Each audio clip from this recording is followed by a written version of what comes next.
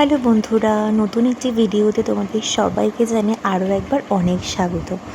আজ তো তোমরা সবাই জানো যে শ্রাবণ মাসের শেষ সোমবার। তো আমরা কিন্তু উপসী আছি, আমরা বলতে আমি আর শাশুড়ি মা।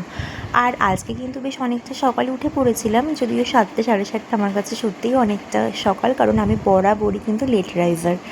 কিন্তু আমার মাথাটা যন্ত্রণার কারণে ঘুম ভেঙে যায়, তো তখন বাসি ঘর ঝাড় দিয়ে জামা কাপড় ছেড়ে কিন্তু ওপরের পুজোটা দিয়ে দিয়েছিলাম, ঠাকুরকে ফুল ধূপ দিয়ে দিয়েছিলাম।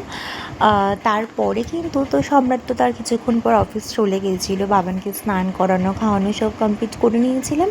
খাওয়ানো বলতে ব্রেকফাস্ট করানো আর কি। আর ওর তো তোমরা জানো না, ভাত খেতে তো প্রায় 2 ঘন্টা, আর এমনি ব্রেকফাস্ট করতেও কিন্তু 1 ঘন্টা কি 1.25 ঘন্টা মতো লাগে, এত দুষ্টুমি করে জানো না। তারপরে কিন্তু স্নান ধান সেরে শিব ঠাকুরকে পুজো দিয়ে নিয়েছিলাম ভালো করে, দুধ দিয়ে গঙ্গা জল, দুধ, ঘি, মধু মা সব মিশিয়ে রেখেছিল। আমার শাশুড়ি মাকে আমাকে বলে বলে দিচ্ছিল কীভাবে কী করতে হয়, আমি সেই মতন করে 5 ফল মিষ্টি এগুলো দিয়ে ঠাকুরকে পুজো দিয়ে নিয়েছিলাম।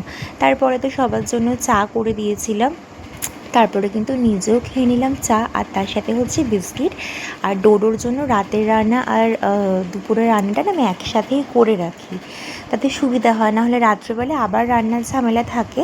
আর ওদিকে তো তোমাদের বলেইছে, আমাদের তো আলো মাসে সকাল সকালে রান্না করে চলে যায়।